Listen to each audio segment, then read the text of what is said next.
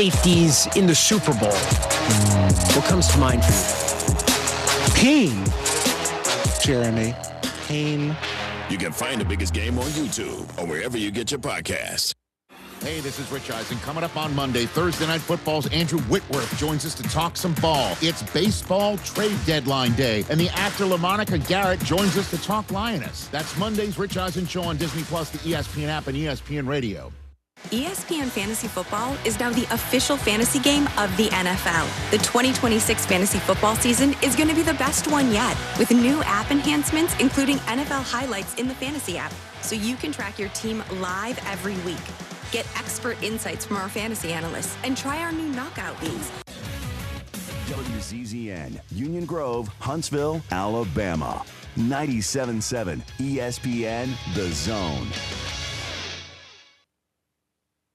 This is SportsCenter. I'm John Ryder. 49ers wideout Ricky Pearsall will miss this season. He needs right knee surgery. Lions are signing former All-Pro linebacker Devin White to a one-year deal. And as training camp continues, Eagles quarterback Jalen Hurts on his team's approach for this season. Honestly, it starts from Coach Sirianni and his message and his first words in yesterday's team meeting was about being together and being aligned. And when I was taking notes of it, I just, thought about 100% alignment and zero entitlement. And so as a team, that's what everybody's pushing. The Eagles will be looking to win their third straight NFC East title this season. In golf, the third round of the Rocket Classic is finished up in Detroit. Davis Riley, the leader at 15 under, one ahead of Michael Brennan. Ricky Fowler, part of a large group that's 3 shots. You need to be more like a dog. Like what you guys are doing. You've got your fingertip on the pulse of your listeners. You guys know what they're talking about. Be a dog. God bless the show. You are the Messiah. We need more dogs. This is the best show on radio. The big dog, Thom Abraham, is here with you. Hey, I see you. I see you, dog. So settle in and get your bark on. That's my dog. Now live. Here he is, the big dog, Let's go, baby. Thom Abraham. How you doing? How you doing? How you doing? How you doing? How you doing? How you doing? How you doing? Look, I don't speak Spanish. I don't know how to say this, so I'm going to choose my words very carefully. I think you're a psycho. Do you know who I am? I mean, that guy sounds like El McPherson farting into Miles Davis' trumpet. I guess I'm on here. Am I on? Can somebody respond? Get off my lawn. I have to drag my Yankee ass out of here.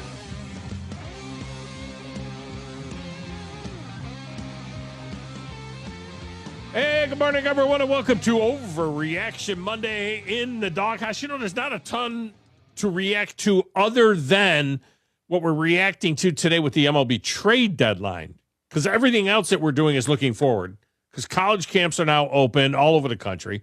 And, this season, once again, Tom Luginbill will be joining us each and every week to share his thoughts on a busy college football weekend. And we're going to get a preview of that today as Lugs will join us courtesy of Bobby White and his crew out at Lynn Layton Ford in Decatur, Alabama. So Lugs is coming up at the top of the 11. That'll be his spot every Monday to review a college football weekend during the season. But we're going to get a little preview with him. Then he'll be back later on in the month on that. But at the bottom of this hour, we're going to get some thoughts on LSU and Ole Miss. I mean, obviously, LSU and Ole Miss have been embroiled in this whole thing since Lane Kiffin left Ole Miss for LSU.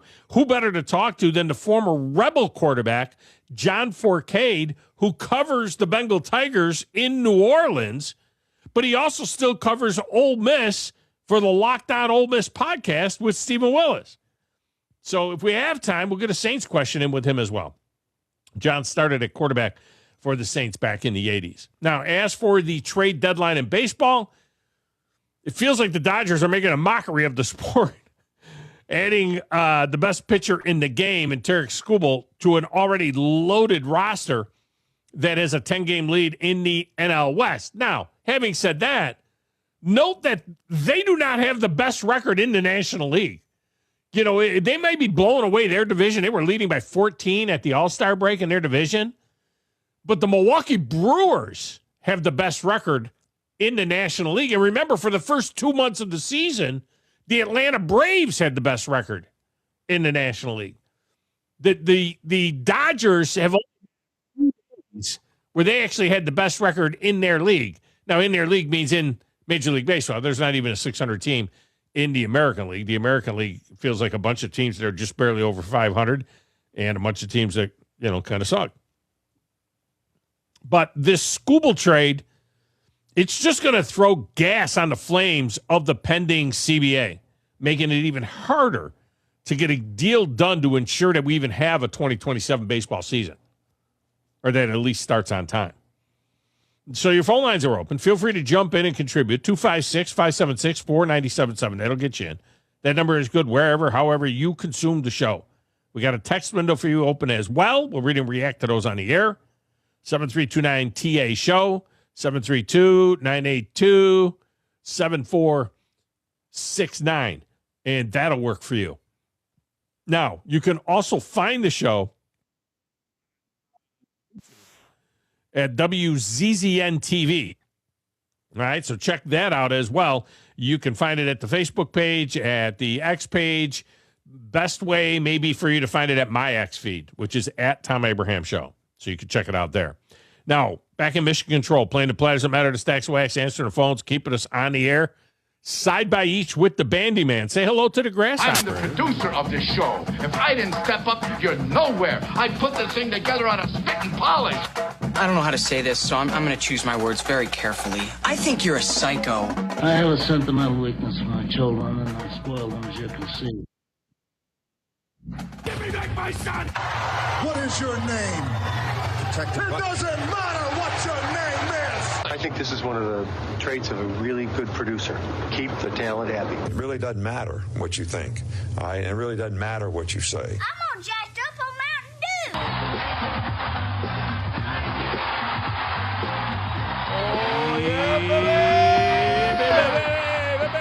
Dew! Hey, did you see I mentioned you in the thing. Did you see the X feed of the Amish girl playing softball? No, but that sounds like the best thing ever. You got to see it. This Amish girl, it's a gapper. I mean, she's got a great swing. Pass a church. I used to pass a church every day. I came up to Huntsville, and I passed this Amish church, and they play a lot of either like kickball or softball in like the yard, and it's very interesting to see. You got to check it out, man. You got to go and look at this thing. It's I connected you to it because I thought that maybe the Yankees will get after this girl a little bit because they could use a little right-handed pop. You know what I mean? I mean, maybe they could make a call to pick her up. It's really interesting stuff. So a lot of trade, the trade deadline, of course, is ending today. And so there are moves that are being made in baseball. So we're covering some of that stuff for you as well. You want to get into – what am I hearing? Oh, that's that over there. Here, let me kill that over there. So if you want to jump on board with any of that talk, certainly you can do that. Now, we also have a lot of football that we're going to get to as well. But I will say this. You can make the case that parity has been lost in baseball. But, since the Yankees dynasty of the late 90s, we've actually had a ton of parity in baseball. We really have. In fact, last year's back-to-back Dodgers World Series win was the first repeat since the beginning of this century. Now, that was one thing when we used to say that in the early part of the century, but we're a quarter of the way through the century now. That's a long time. We're talking about 25 years. Okay, so it's not like there hasn't been some parity as well. Now, dynasties have never hurt the sport before. Let's just be totally honest. The Yankees won 7 of 10 World Series in the 50s, while the sport exploded in the 50s. And that run in the late 90s had massive ratings. Massive ratings. They won like 4 and 5 years or something like that. It was ridiculous. And the most viewed World Series since that dynasty was the Dodgers and the Yankees 2 years ago. So don't tell me that we don't have a sports dynasty. We love a sports dynasty. That's just a reality. It happens in all sports. How about Alabama and the SEC run? The SEC run in general and Alabama's run in particular. College football exploded during that time. Alabama's winning, whatever they won, 6 national championships in 9 years or whatever it was. Exploded. How about the Packers in the 60s? The Steelers in the 70s? The 49ers in the 80s? The Cowboys in the 90s? The NFL thrived through all of that. And look, Michael Jordan and the Bulls, they won 6 and 8 years. They saved the NBA. Those numbers were massive in the 90s for the NBA. But what I will say is that those were all naturally grown dynasties. This Dodgers one seems highly contrived. The Dodgers only have 2 guys in their regular lineup that were homegrown guys, Will Smith and Andy Pages, the center fielder. The rest of the team and all their biggest stars are bought players. Ohtani and Betts and Freddie, the entire pitching staff, Tucker, Kyle Tucker. I mean, really, this is an all-star team. That's what it is. Now, you could say, well, the Yankees team that they're chasing, that won 3 in a row, 98, 99, and 2000, they had a lot of imports, which they did. They had Roger Clemens, and they had, other guys that were imports that came into that team, David Cohn and so on. They had a few great free agents. There's no doubt about it. But the core of that team was Derek Jeter and Jorge Posada and Bernie Williams and Andy Pettit and Mariano Rivera. I mean, these are all homegrown guys. This just feels different, okay? It just feels different to me. Just feels different. All right, so if you want to jump on board, you can do that. Or your phone lines are open, 256-5764-97.7. That will get you into the show. Saw an article regarding SEC hot seats going into this season. SEC hot seats. I think there's 2 guys that you could legitimately say are on the hot seat. I mean, Shane Beamer at South Carolina for sure, and Jeff Lebby. I like both these guys. Yeah, you like both these guys, but they're stuck. Their programs are stuck. And if they have another 4-8 type season, they're done. You got to keep moving. But these other names on the hot seat that are allegedly on the hot seat,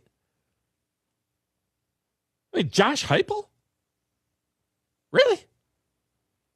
Josh Heupel's on a hot seat? Now be careful what you ask for, Tennessee. Brent Venables on a hot seat? Dude was in the playoff last year. Took a team from 7 wins to 10 wins. And I tell you what, and I know, John, you feel this way as well. Oklahoma feels like with John Mateer, now as a veteran quarterback, Oklahoma feels like they could be a thing. I think they're a sneaky team in the SEC this year. I mean, this is kind of the reason why I'm so hot on them. Obviously, I haven't had the voice that I've had in the past with it. But, I mean, John Mateer was solid last year.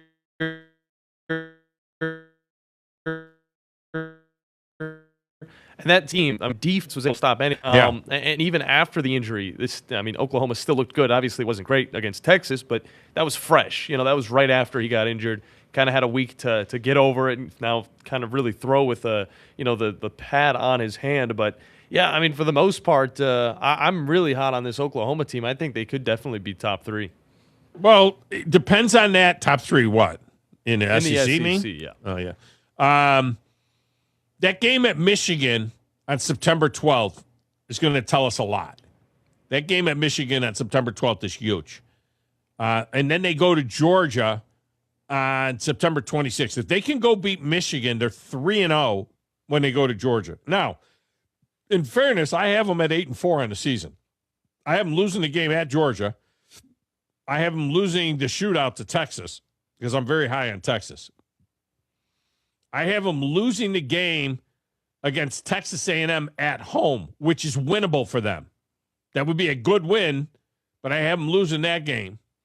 And I have them getting upset once, and I picked at Florida, where they would get upset. Maybe, maybe not. So they could be 9-3. They could be 10-2. They could be 8-4. The game against Ole Miss will be a thing. I am not super high on Ole Miss. Be interesting to get Fourcade's take on that. But is Brent? Look, let's say they go 8-4. Does that put Brent Venables on the hot seat? I don't think so. And then Kalen DeBoer? Then people continue to put this Kalen DeBoer on the hot seat. How could Kalen DeBoer be on that list if you're not going to put Steve Sarkisian on that list? And Steve Sarkisian doesn't belong on that list. But how can you put Kalen DeBoer on a list that you don't have Sark on? Since coming to the SEC, Sark is 23-6 in the SEC. There hasn't been in an SEC championship game. And like Kalen DeBoer, he's 1-1 in the playoffs. They made the playoffs 2 years ago. They won the Peach Bowl against Arizona State, and then went and lost in the Cotton Bowl. Alabama made the playoffs last year, went and won at Oklahoma, first team to do that in the playoff era, win a road game, and then got smacked by the Indiana. They're kind of like the same guy. Is the expectation at Alabama so different than the expectation at Texas that we're going to put Kalen DeBoer on a hot seat? He's not on the hot seat. Not after signing that. Not after signing that deal. Not on the hot seat. I don't get it. Now, Josh Heupel and Brent Venables. Look, just be careful what you wish for. And yes, unless the wheels just completely come off, those guys are fine. I mean, unless they go, 5-7, it's a disaster. Yeah, then it's an issue. But I don't see that happening. Even with Heupel. I have Tennessee at 8-4 as well, I think. Yeah, I got Tennessee at 8-4. I got Tennessee dropping the game to Texas, dropping the game to Alabama. Both of those, though, are in Knoxville. They win one of those two games. Now they're a 9-win team. I am losing at Texas A&M, and I am dropping the game at LSU. But LSU game is also at home. So they got LSU at home, Texas at home, and Alabama at home.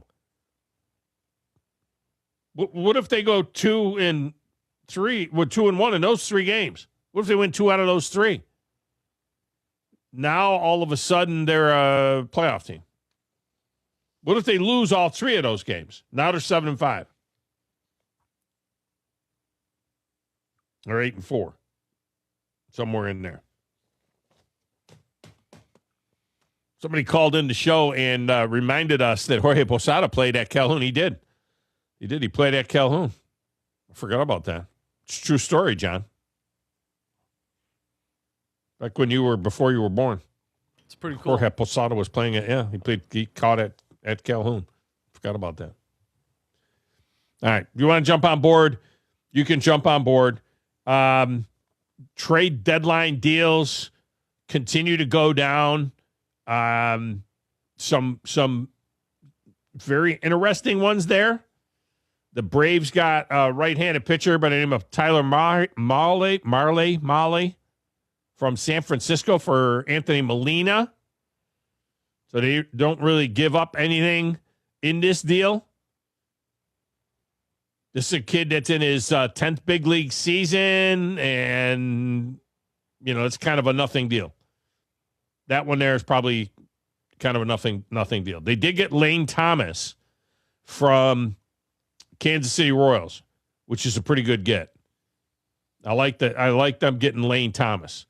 The Mets have been sellers. We'll see what goes on there.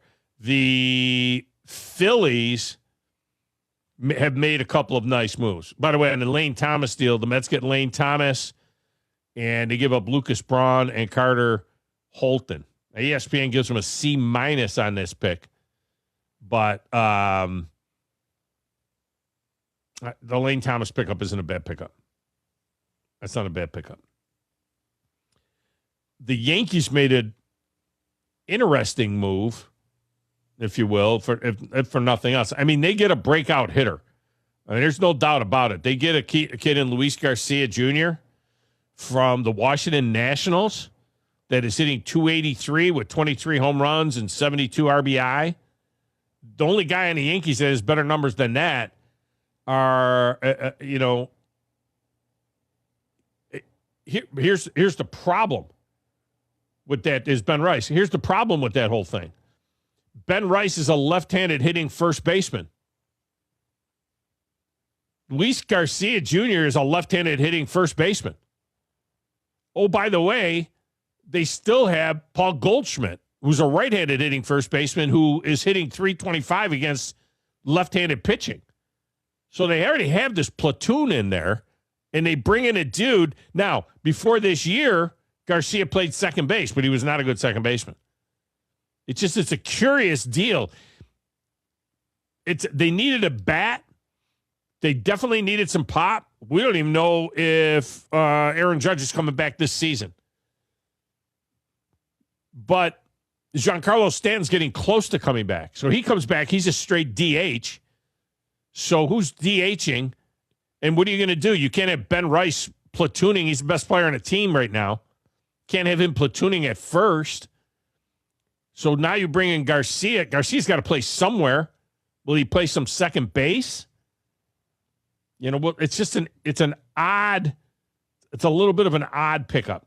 And they give up 4 young pitchers for it. Giovanni Cruz, the only one really significant. I guess Jake Bird's got some major league experience there. But ultimately it's a good pickup for the Yankees. It's just, it makes you wonder. He's under control going through to next year.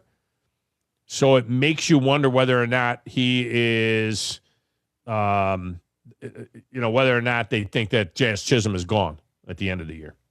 Tampa Bay Rays got Freddie Peralta as the Mets are selling. It's a good get for the Rays, even though Freddie Peralta hasn't been Freddie Peralta this year. He's got like a 5 ERA. He's 5-9 with a 4.99 ERA.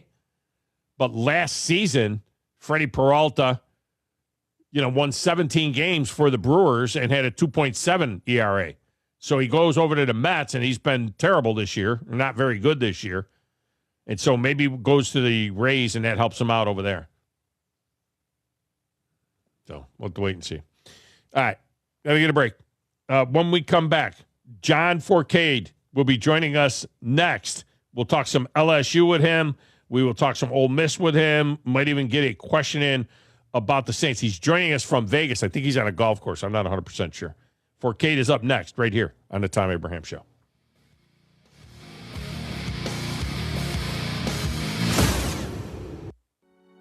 If you've ever been in a car wreck, it almost feels like being in a movie. I'm attorney Gary Lackey. I know your accident is the real thing, and they happen to real people every day.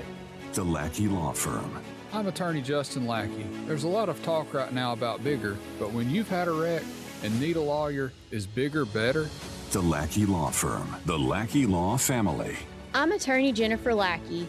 Having thousands of cases is impressive, but do you want to be just a case number, one with lots of digits? Or do you need a lawyer who gets to know you? With offices in Huntsville and Scottsboro, when you've been injured, we take the time to help. Even in your hospital room. Because at the Lackey Law Firm, you're not a number. We treat you like family, because that's what we are. The Lackey Law Firm. The Lackey Law Family. 1-800-4RIGHTS. And if you can't come to us, we'll come to you. No representation is made that the quality of the legal services to be performed is greater than the quality of legal services performed by other lawyers. The company is Eagle Masonry and Insulation, but did you know they're also Eagle Landscaping and Dirt Work? Eagle can take care of all your landscaping needs, including irrigation, sod work, and planting, both plants and trees. On the dirt work side, Eagle can grade and build your pads, haul dirt in or out, and even do erosion control. Philip Love and his team can do it all for you. The website is the same, insulatewitheagle.com, as is the phone number, 256-755-1556. Give them a call and see what Eagle can do for you. Eagle saves you time. Eagle saves you money. Tom Abraham here for my longtime friend Mike Owen of Owen Home Appliance. You know, Mike has over 25 years experience in the appliance industry, and since 2017, Owen Home Appliance has served customers in the Tennessee Valley with a focus on quality products, affordable prices, and excellent customer service. Owen Home Appliance prides themselves on community involvement as well, sponsoring local teams and events while making sure that you get the right appliance at the right price. Visit their highly interactive showroom in Lacey Springs, just 8 miles south of the river on 231. No Wi-Fi? How are we going to stream the game? Mom, I have a research project due. How are we going to make dinner? Don't let power outages send your family into a meltdown. Get a Generac generator from Current Electrical. We keep your lights on and your Wi-Fi on. Visit gensuperstore.com or call 256-880-1880. Trust us, your family will thank you. Most current way to keep your power on. GeneracSuperstore.com. Are you tired of chasing a roofing contractor to show up on time, or even show up at all? I'm Sam Fleming with Fleming Roofing and Restoration. Our motto at Fleming Roofing is we show up. Our goal at Fleming Roofing is to provide the reliable customer service that you deserve, and we have the resources to meet all of your roofing needs: residential, commercial, industrial, replacement, or repairs. We are manufacturer certified for roof coatings, single-ply membranes, and asphalt shingles. Whenever you need a roofing professional you can count on, call Fleming Roofing and Restoration. We are committed to finding the solution that meets your needs. We don't have quotas or heavy-handed sales tactics. Fleming Roofing, we have expert experience. We show up. Free estimates, residential, commercial, industrial, replacement, or repairs. Check us out at FlemingHSV.com. FlemingHSV.com. When you need a quick response, it's Fleming Roofing and Restoration. We show up.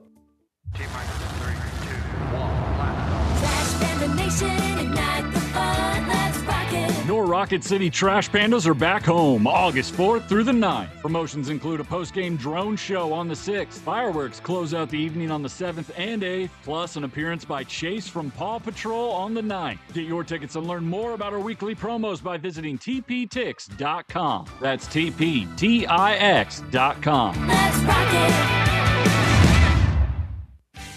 When a team sticks together, it shows in the way they work and the way they treat you. We don't just hire great people, they stay. On average, our managers have been with us over 15 years and company-wide turnover is under 3%. It's a culture built on integrity and heart. When you call, you get someone who knows your name, understands your business, and is invested in your success. And that means service you can count on every time. 97.7 ESPN The Zone.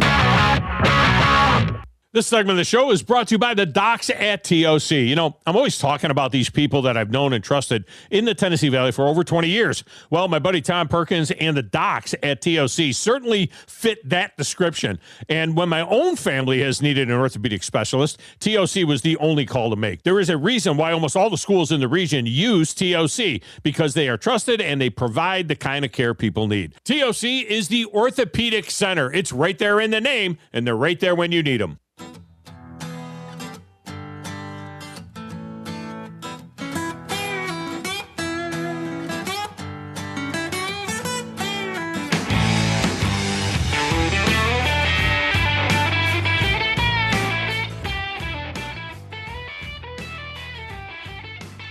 Yeah, welcome back, Thom Abraham Show.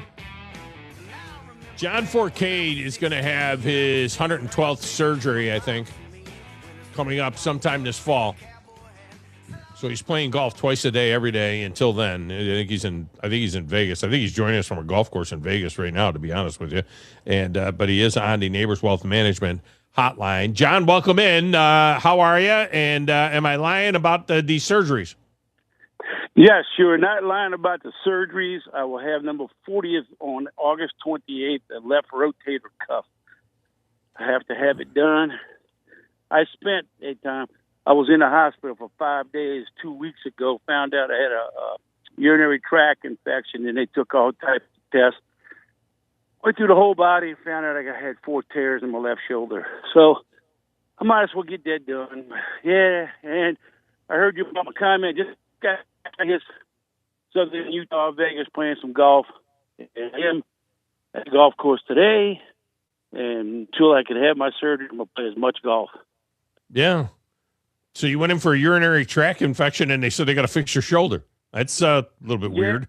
Because I was having, the whole time I was in there, they found out what was wrong with everything else, the urinary tract infection. And on the third day, I said, man, I can't raise my arm. My arm's hurting and everything.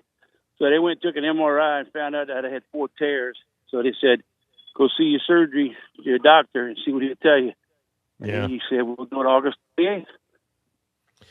So you're in a unique situation on this whole LSU Ole Miss thing because of the fact that you cover LSU for, in New Orleans and your TV and radio assignments that you have there, but you also do the Locked On Ole Miss podcast as well with Stephen Willis, and you played quarterback famously at Ole Miss, so back in the day. So you've got a unique perspective on the whole thing. Now, your Locked On Ole Miss podcast, is that, you guys, can you actually, talk about stuff, or is it just a puff piece? Is it one of these everything's positive, or can you say, look, I'm not 100% sure on Pete Golding right now? Let me say this, Tom. You've known me for a long time. I don't sugarcoat nothing. I tell what I feel like. That's the way it is. People like it, great. They don't, sorry. But I'm not going to sugarcoat it just. But no, we talk good about Ole Miss, bad about Ole Miss, good about LSU, bad about LSU. I'm not afraid to say what I got to say now. Am I right all the time? No, I'm wrong 1% of the time. But Yeah. You gotta be wrong sometimes. Your phone is wrong right now. That phone's a little bit scratchy. I don't know if you can get in a spot where you get a little bit clearer, but you're kind of cutting in and out on us there on the phone. My thoughts about Pete Golding are: I'd like to hang out with Pete Golding. I'd love to play golf with Pete Golding. I'd love to watch a game with Pete Golding. I think he's a man's man. I think he's a dude. I'm not 100% sure, though, that he's going to – I don't know that Pete Golding is going to be a double-digit win coach at Ole Miss and take them to the next level. I can't go there yet with Pete Golding. What's your thoughts on him right now? You know well as I do that defensive guys struggle a lot more to be a head coach than an offensive guy, but they just bumped that. They didn't feel like doing a search. They went through and got Pete. If he can get the right offensive guy in here to call the plays and get the right players, I think they'll do fine. But we won't know till the season begins and the season goes along. Yeah. No, there's no doubt. Obviously, we will not know until that particular point in time. And then you got Lane Kiffin going back there to third week of the season. That's going to be something. We know what it looked like when Lane went back to Knoxville the first time. He'll go back there again for the second time later on in the year, now as the LSU coach.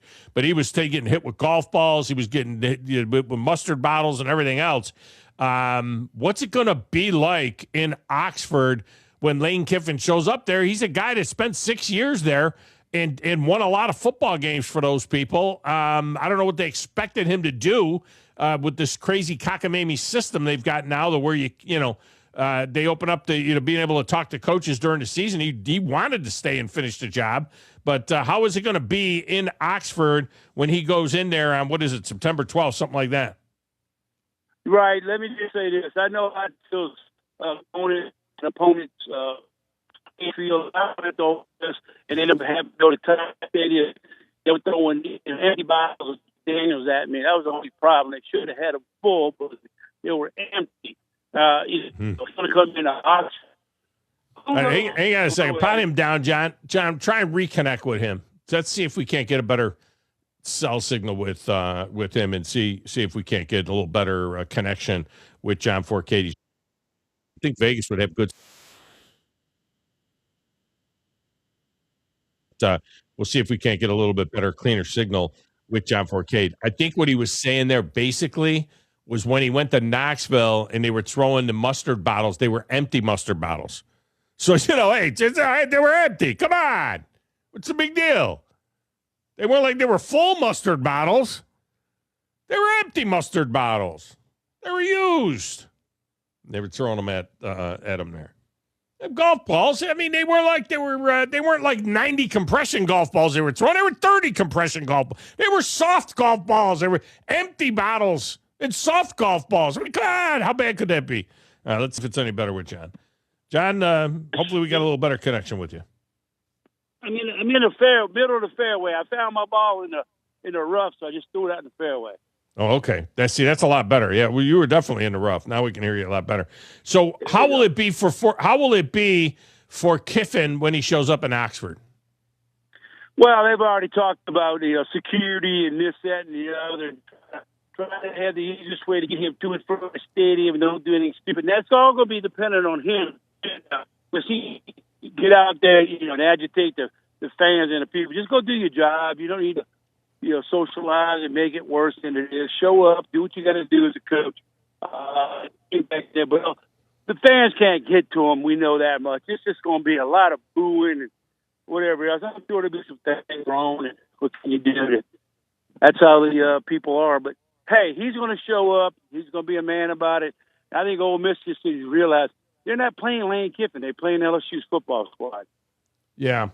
Is he lying when he talks about the fact that, the recruiting to Ole Miss versus the recruiting to LSU? I mean, he has more 5-stars, in this last cycle than he had the whole 6 years that he was at Ole Miss. And, he's talking about a lineman getting a NIL deal and all of that kind of stuff. I mean, is that all? Is he fairly accurate when he's talking about the difference between being in Oxford and being in Baton Rouge?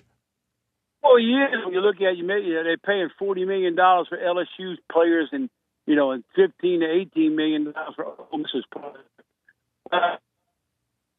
Everybody else we've ever seen, and they're going well when you come around and play the games. Ole Miss has got some talented football players. Just matter of fact, see who shows up for Ole Miss and who shows up for LSU. So he's got the talent. I think he's BS a little bit with some of that that he's saying, and overall about the the better talent to go there. It's all about the money now. Ain't nobody recruiting. It's just we walk in there, we're gonna give you $2 million. You coming or not? That's how it is. Yeah. Where are you on Trinidad Chambliss? I mean, best quarterback in the country is what they're saying now. I still like the Manning kid. I mean, I look at some of these other guys around the country, and, this is a kid that 2 years ago was playing Division II football for Ferris State. Now he's the best quarterback in the country. Are we going there right now for him?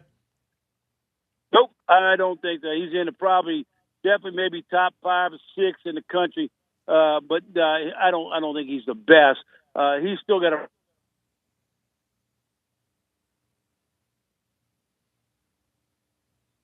No, we lost him. No, we completely lost him. All right, well, maybe the next one will be a little bit. Oh, there he is. He did what he did. Yeah, if he did what he did last season, he should be okay. But I don't know. Everybody's going to have tape on him, and they'll figure it all out. I'm not sure that he's the top. He's a top player in the country. I like the man. And there's a couple other quarterbacks, but hey, as far as what Ole Miss can do to help him and surround himself, I don't know. I got him. I got him maybe 3 losses this year. It could be a 4 loss, but I think 3 losses could be where they're at. Yeah, I have them at 4 losses as well. LSU had that pick 6 against them last year. They got called back on pass interference, which I thought was a garbage call, to be honest with you. I thought that was a legit pick 6. All right, so let's talk about LSU. Sam Levitt. Now, look, this is a total different level of pressure for Lane Kiffin, right? I mean, you win 10 games at Ole Miss, they throw you a parade. At LSU, they're expecting to win national championships. So what about that for him? I mean, this is definitely a step up in pressure. They love him right now, but you go 9-3, even 10-2, miss the playoff or something like that at LSU, they start grumbling over there. Yeah, look, he better make the playoffs. They're going to be grumbling with all that $40 billion roster he has. Sam Levitt's been hurt a little bit when he played at Arizona State. He's got the tools and everything.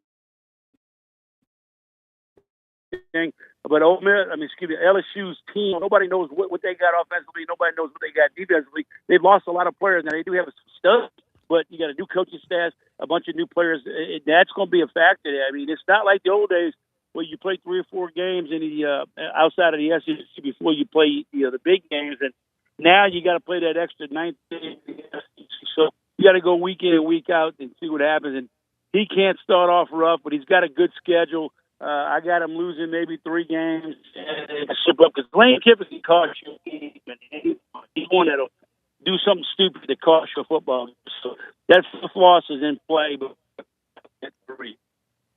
Yeah, I have them at 10-2. I have them losing to Texas A&M, and I have them losing to Texas. Now, both of those games are at home, so they could split those 2 games. That game at Ole Miss, I think they're going to go to Ole Miss and win that game. I think Kiffin, what he knows about Ole Miss is more than what Pete Golding knows about Kiffin and LSU. I think they're going to go in there on September 19th and win that football game. Of course, you got to beat Clemson right off the bat at the Battle of the Death Valleys. And, Dabo's trying to get his team back together. But I think they'll beat Alabama at home, and then I think they'll lose the next week to Texas. So I could see them going as high as 10-2, 9-3 maybe. Well, I can see that, but Lane Kiffin, he's the guy you got to watch out. I've seen him blow games, choke on games, do stupid things, in his own territory, going for it early in the game, and end up, switching over the field position and giving the other team the ball. But they got a tough talent and everything, but nobody knows what it is. None of us played together. They lost receivers, new offensive line, all 5 of them. They got a new quarterback. You got new coordinators. Defensively, they got a bunch of new players. And, it's hard just to walk in all these guys and say, hey, we're going to end up winning 10 games, 11 games. You gotta play the games. And I don't know about going in. Look, the fans and the players, they'll be all riled up and ready to roll. I agree with you that Lane Kiffin knows a little bit more about Ole Miss than probably Pete knows about LSU, but you still got to play the games. And I think LSU is a better club, but anything can happen when you're playing at home. Well, the concern is what you just said about the offensive line. Replacing the entire offensive line is the thing, and it does take a minute for those guys to gel, and they're going to have to be ready right off the bat with that Clemson game. All right, before I let you go back to your golfing, let me just ask you a question. There's a lot of people that are high on the Saints as a sneaky team that's ready to make the move. They like the I like the quarterback coming out, and the Shuck kid. I liked him coming out of college. He came on late in the year. And the Saints did some nice things.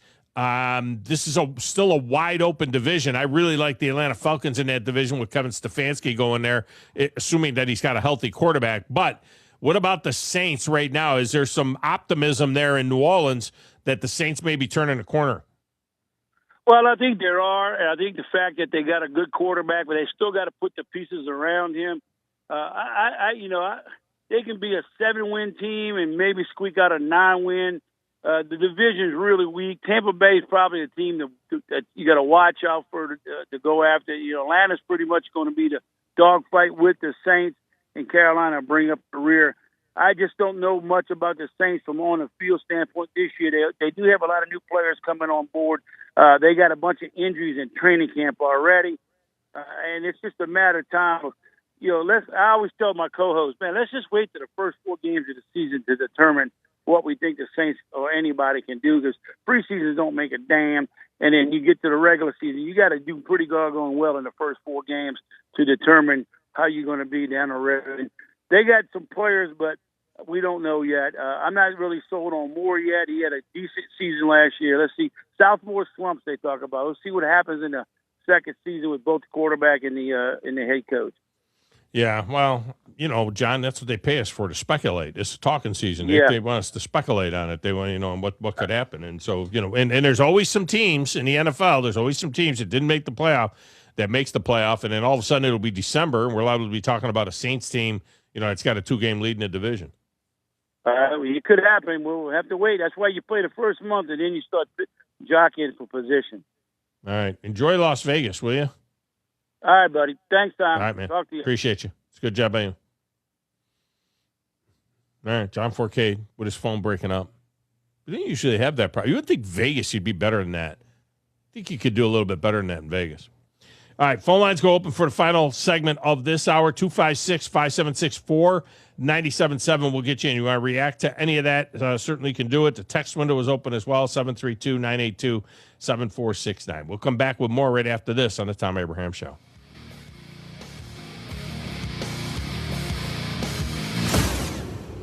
You're listening to the Thom Abraham Show on 97.7 ESPN The Zone.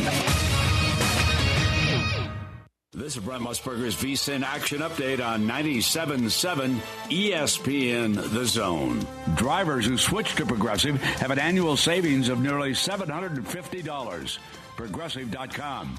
Atlanta Braves busy prior to the trade deadline, acquiring left-handed pitcher Bailey Falter and outfielder Lane Thomas from the Royals for minor leaguers. And they also picked up right-handed pitcher Trevor Malley from the Giants for right-hander Anthony Molina. Trade deadline today. The Braves have the day off. They're a $1.65 favorite over the Marlins in the series. They open up that series tomorrow at Truist Park. The NFL preseason kicks off with the Hall of Fame game in Canton, Ohio on Thursday. Carolina Panthers laying 1.5 against the Arizona Cardinals. Total is 36.5. For more, go to VSIN.com. Mike Sennett, 97.7 ESPN The Zone. When you're craving a juicy, made-to-order burger with all your favorite toppings, it's time to head to Five Guys Burgers and Fries. Fresh, never-frozen, hand-formed patties, crispy, fresh-cut fries, savory hot dogs, and topped off with an ice-cold real milkshake. Five Guys knows what you like. Come and get it in Huntsville on North Parkway and on Enterprise, and in Madison on Moonshot Drive and Highway 72. Order online at fiveguys.com or just walk in. Five Guys. Perfection every time. Thom Abraham here for my good friend Bobby White at Lynn Leighton Ford, where you never find some mysterious dock fee that could be like $600, $700, or $800.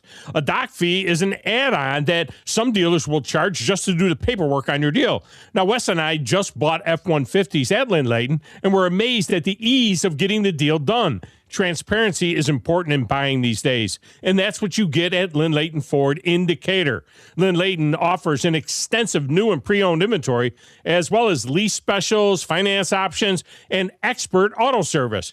They are dedicated to providing exceptional customer service and are an integral part of our community.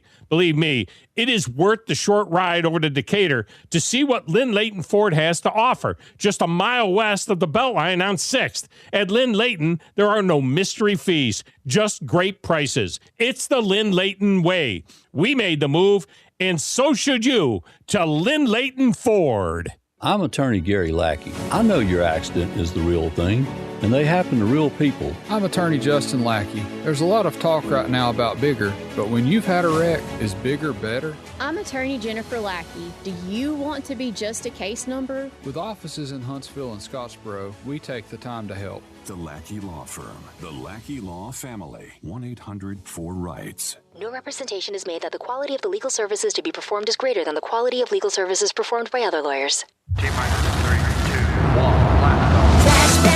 Ignite the fun, let's rock it. Your Rocket City Trash Pandas are back home August 4th through the 9th. Promotions include a post-game drone show on the 6th. Fireworks close out the evening on the 7th and 8th, plus an appearance by Chase from Paw Patrol on the 9th. Get your tickets and learn more about our weekly promos by visiting tptix.com. That's tptix.com. Let's rock it.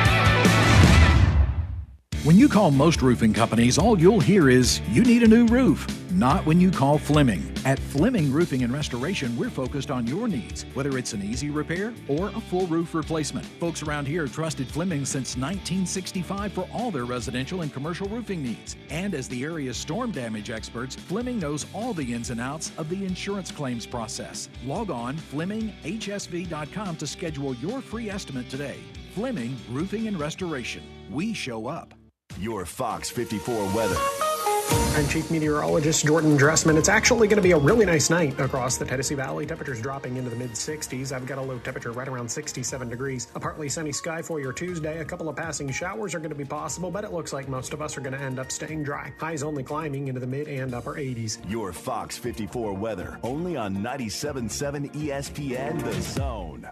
This segment of the Tom Abraham Show is brought to you by Ross Roberts and his team at Valley Equipment Rental, and they have a brand new product for you. If you happen to be standing on a concrete or tile floor, Valley Equipment has the exact machine for you. Now, whether it's new construction or daily work environments or an area that's been neglected for far too long, the Valley Equipment team of experienced professionals can help you get the right floor scrubber or sweeper for your needs. Call Valley Equipment and ask them for more details on how they can help you out today.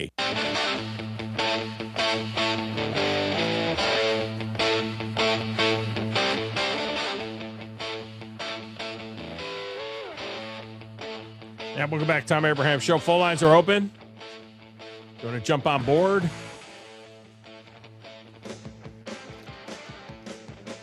Remind you that the DFL draft, the fantasy football draft, if you haven't marked your calendar yet, mark your calendar for August 27th at Carrabba's in Huntsville is where it will be. So we'll be indoors at Carrabba's in Huntsville for fantasy football. I would suggest and I would request that you start hitting the text window and letting me know that you're going to be there. All right? If your intention is to be in the DFL, to play fantasy football with us, hit the text window at 732-982-7469 or call the show, 256-576-4977 and say, yeah, I'm going to be there. I'm in. I want to know, we get an idea. We assume that our regulars, like the Grumpies of the world, the LSU Lynches of the world, that, those types of guys are going to be in. All right? But let us know that you're coming and that you're going to play. All right? In the DFL. We got great prize packages for you. Now, speaking of which, LSU Lynch hit the text window over the weekend for Beat the Big Dog for another suggestion. Now, remember last week, somebody made a suggestion, and I can't remember who it was now, but somebody made a suggestion that the Grand Trifecta winner, that we add to the prize package for the Grand Trifecta winner, a day on the lake with me, all right, in the Bassmaster Radio Phoenix ZXL 19 and, out on, let's say, Gunnersville in the spring. I mean, it's a great place to be. And I said, you know what? I would do that.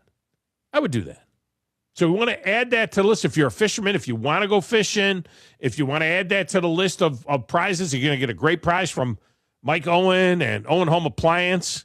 We're working on an outdoor kitchen there. You're going to have weekly prizes from Champies to get fed. But if you want to add to the Grand Trifecta Grand Prize, a day on the lake, that could be good. Joe or John, you've had many days on the lake with me, right? I mean, that would be a good time probably had by all. Yeah, I think it'd be a pretty fun time. I like it better when I'm actually catching fish. But you know what? It's totally good. You've caught some fish with me. Yeah, you've caught some one fish.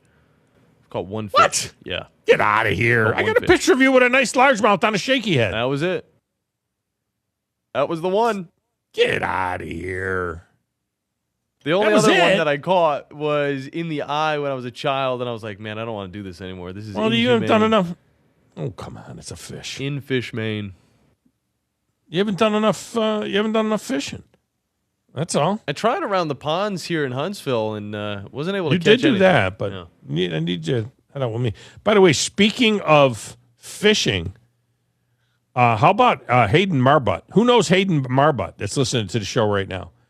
Hayden Marbutt, he lives in Grant, right there, by Lake Gunnersville. So Hayden Marbutt goes 1,000 miles north and fishes in the Mercury Bass Nation tournament at Lake Champlain and wins the tournament. I mean, that's pretty cool. So congratulations to him. You'll hear from him on Bassmaster Radio this weekend. It was a 3-day deal. Caught 66 pounds, 15 ounces, so 67 pounds in 3 days. I'm no math major, but that sounds like 22.5 pounds a day. 22.5 pounds a day to get the win. He picks up $10,700 for the win, but he also gets a spot in the Bass Nation Championship at Lake Hartwell later on in the year, and that leads to a chance, the top three in that end up in the Bassmaster Classic. So, congratulations to Hayden Marbutt. Somebody's listening to this show that knows Hayden Marbut out of Grant, Alabama. I guarantee you. So good job by him to do that.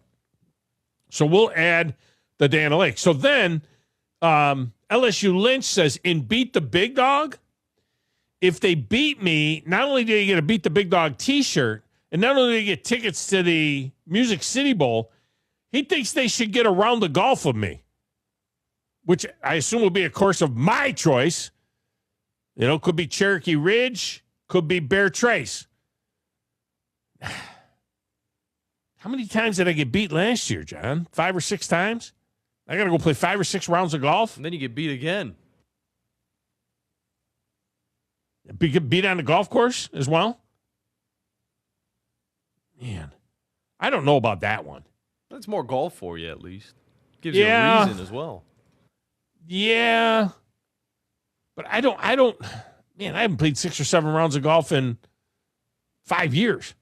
I mean, this year I've played 3 or 4 times, which is like a lot. I'm looking at my clubs right now. I got some. By the way, that thing that you had in that bag that you left here, that chipper, that was not mine. I don't know where that came from. Enjoy it, I guess. Let me ask you a question. Did you try that thing? I did try that thing a few times, and it's ridiculous. Why? Not on a green. I mean, green. No. When you're in that tight, the fringe, and you're in that tight grass around the green. Yeah. Did you try that? Yeah, it's really good. It pitches it right up onto the green every single time. Why didn't you use it? I'm looking forward to trying it. I need to run over to Bear Trace and go to their practice area and try that on the tight. You know, when you got a tight lie, well, I guess you could just putt. But that little chipper thing, it's got a putting grip on it. I'm thinking of using a putting grip, my putting grip, which is a reverse overlap grip, and using that to chip around the green with. You didn't like it? I mean, it wasn't something I needed. It was gonna make me adjust to something that I would never want to use in a game that I don't think it's allowed. It is allowed. It's allowed. It's a legal recreational, club. I guess. No, it's a legal club. Well, what are you going to qualify for the U.S. Open? Maybe. No, it's a legal club for anything, I think. Is it an illegal club? Did you show it to John? I think it's illegal. I think he was the one that told me it was illegal first. I think it would be better than using a wedge on those tight lies sometimes. I think that's why I got to check to see if the thing's legal. Well, you also had my 3 hybrid in there that I was looking for. That's what was in that, they had the Callaway head cover on it with the red shaft. Okay, good deal. That was my 3 hybrid that I've been looking for. Well, now I got that too. I don't know. I got a mismatch now of clubs in the. I got my boy Billy's Titleist driver that he's letting me try out to see if I want to shift to a stiffer shaft. My shaft is kind of whippy. I think I need a stiffer shaft. Is what I'm thinking. Happens with old age. Yes, that's what happens with old age. Shaft gets limpy. We'll be back. The Orthopedic Center. It's in the name. TOC, the premier choice for all your orthopedic needs. With over 40 physicians and 20 centers of excellence, TOC is the name to trust for complete, expert orthopedic care. And that word center, we mean it. With more than a dozen locations across North Alabama and the Tennessee Valley, TOC is in your community whenever you need us. As the state's largest orthopedic practice, TOC is built on trust. Trust we've earned with every patient we serve. You can see that trust on the field, too. As the official sports medicine provider for the Huntsville Havoc, Huntsville City Football Club, Oakwood and Alabama A&M universities, thousands of athletes and coaches count on TOC to keep them in the game. From student athletes to unexpected injuries, our urgent ortho clinics offer prompt, expert care. No appointment necessary. So remember, when it comes to your health and mobility, trust the name that says it all. TOC, helping you live a better life.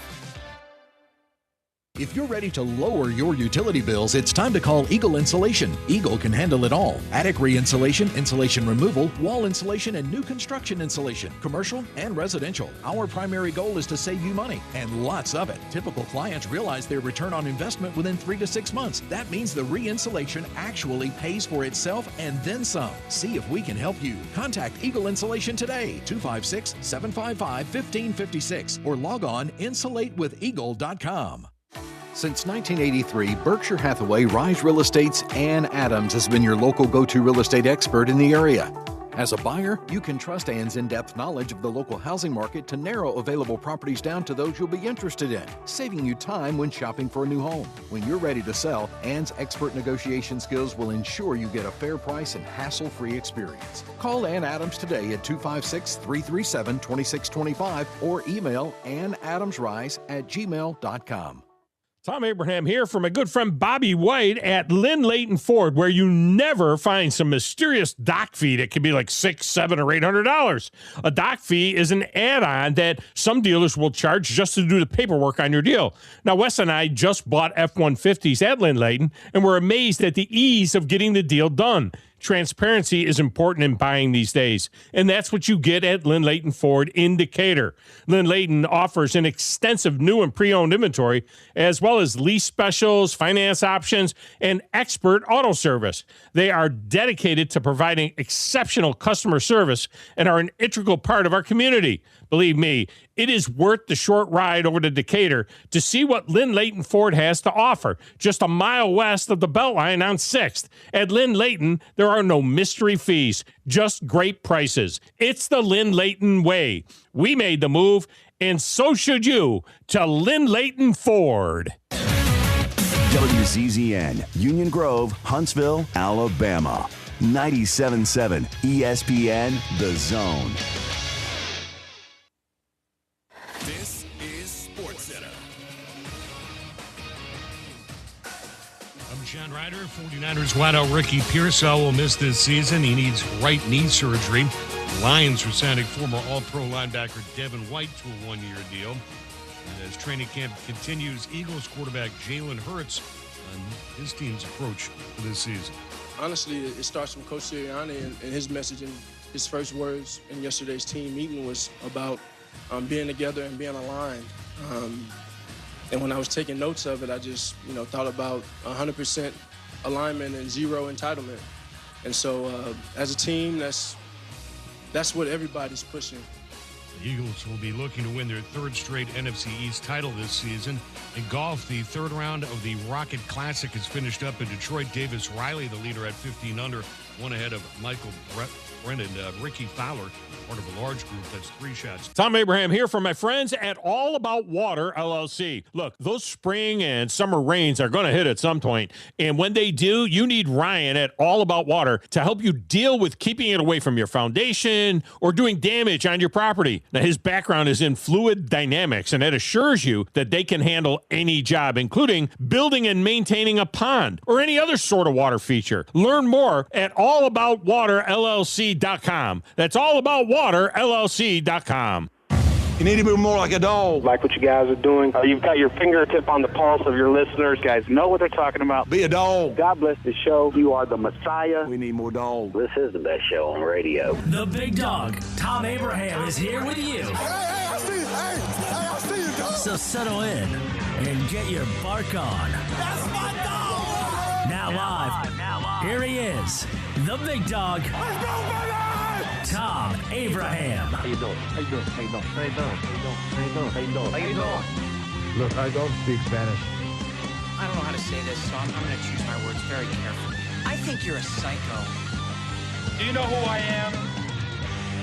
I mean, that guy sounds like El McPherson farting into Miles Davis' trumpet.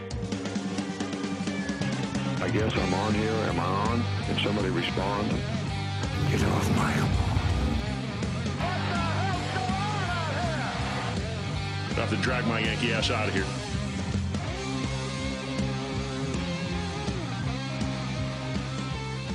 And welcome in. It's an Overreaction Monday in the Doghouse. We are aware of the MLB trade deadline. We're kind of watching that and continuing to update you on anything that happens big in the MLB trade deadline. But we are also looking forward as camps are opening all around the country for college football as well. We welcome in a new audience listening in Nashville on Nashville Sports Radio and in Murfreesboro, Tennessee as well, along with our friends at 97.7 The Zone in Huntsville and at ESPN Winchester in Winchester, Tennessee on WCDT as well. chance to talk to our good friend Thom Luginbill. He's brought to us by Lynn Leighton Ford in Decatur, and of course, not only the ACC network, but with ESPN and a constant contributor. You see him on the ESPN college football coverage all the time. He is a Georgia Tech alum, as is moved around a little bit in his playing days, and as we catch him now, he's actually on his way to Georgia Tech to do a little preview, a little camp visit with Georgia Tech as well.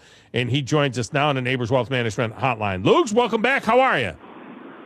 I'm good, man. Good to be back. Good to get the season cranked up here pretty shortly. Yeah, it won't be long before we get the season cranked up. It feels like it's cranked up now that camps are open. I am interested, though, in you doing these ACC camp visits. Does that mean Stanford, Cal? You heading out to California to hit those ACC schools as well, or do you have a ACC West Coast correspondent that covers that portion of the ACC? I'm not assigned to those. I think I got enough seniority to stay out of that trip. But I'll have Georgia Tech today. That'll air tonight, and then I'll have NC State on the 12th. Clemson on the 14th. Then we'll finish up with Louisville, and then we've got some other analysts that are spilling around the rest of the conference. Yeah, we talked to John Fourcade earlier about LSU, and of course they open with Clemson down there in the Battle of Death Valleys. What is Clemson? What are the chances that Clemson comes back to relevance? It obviously everybody thought last year was going to be a big year. Cade Klubnik was supposed to be the it guy. He turned out not to be, and they crashed and burned. Can Dabo Swinney get that thing going again? Because right now it feels like they're behind Miami, maybe even SMU in the ACC going into this season. Well, the first time in a long time, and I actually think this is a positive thing, Clemson's lying in the weeds. They're not the team in the spotlight. They're not the team right now that everybody's talking about as a preseason ACC champ or college football playoff contender. And I think, that might be something as you step back and you look at it, it allows them to maybe press the reset button, kind of take things at a different pace and maybe sneak up on some folks. Listen, they're going to have a good roster. They're going to be very, very talented. The question's going to be, did they make the right choice in sticking with what they had inside the room at quarterback as opposed to not going out in the transfer portal? And, Chad Morris comes back as the offensive coordinator. Chris Vizina, the quarterback, is expected to be the quarterback, played in 4 games a year ago. And when you start having those discussions, those discussions are not taken lightly, because if you don't get that position right, then none of the rest of it's going to matter. And so they must have felt really good about the sample size they had in Vizina, that it was a better option, whether it was from a cost basis analysis or just from what was in the portal. And Tom, I'll tell you, most of the coaches I talked to back in December, they weren't overly excited about the quarterback group in the transfer portal. So I think a lot of people really kind of sat back and said, we may be better off in-house. And if he gets that right, because listen, this is if we really want to oversimplify this, when they started taking a downward turn was when they started missing on the quarterback position. They went 9 straight years. You had Taj Boyd, then you had Deshaun Watson. You could even throw a year in there with Kelly Bryant, and then 3 years of Trevor Lawrence where they nailed the quarterback position. Well, then they missed with DJ Uiagalelei. And I think you could make an argument for the most part they missed with Cade Klubnik. And so it goes hand in hand. Your team's fortunes, if you don't get that position right, it's going to be tough to continue to maintain dominance. That team you're seeing today, Georgia Tech, has a similar scenario. Haynes King was so dynamic for them. What's their situation going forward? No, they're very, very intriguing to me because, it's so rare now to have a 3-year starter at quarterback, and as one that was as accomplished as he was on the same team for all 3 of those years. And so, it helped rebuild the program. It brought the program back to prominence. I think they're actually going to be pretty good, but they may be an entirely different football team at midseason or latter part of the season than they are early on. They're going to be really good in the offensive line. They're going to be loaded at running back. Obviously, they got to break in Alberto Mendoza at quarterback, and they're going to have 3 brand new wide receivers. Defensively, the linebacking crew is very, very strong, and the secondary and the front is almost entirely transfer portal loaded. So how they build their team and their chemistry and what positions come into play and fall into place for them is, I think, going to dictate how quickly they rise. I think they're talented, probably one of the better rosters that Brent Key has had. But, you just don't replace that 3-year production overnight, not just in the passing game, but in the run game from the quarterback perspective. And you've got a new offensive coordinator as George Godsey comes back out of the NFL to his alma mater as the former quarterback there at Tech to take on the offensive coordinator duties. So I, to be honest with you, I think they're one of the most intriguing teams in the conference. Speaking of intriguing teams, Miami kind of, I don't want to say came out of nowhere last year, but I mean, nobody had them in the national championship game. They weren't even in the conference championship game, the way that whole goofy thing worked out there. But Darian Mensah now comes in there. How do they do it again with another transfer quarterback? Carson Beck had a really nice year for them last year, and now Mensah comes in from Duke. And is this a guy that can kind of keep that train going? Are they still... they lost a lot on that defensive line. Those two defensive ends were great. I know they reload and they have so much talent in that part of the country, but what's the expectations there? The expectation is extremely high. I think Darian Mensah is a special player. I've had an opportunity to see him in person, 3 or 4 times now.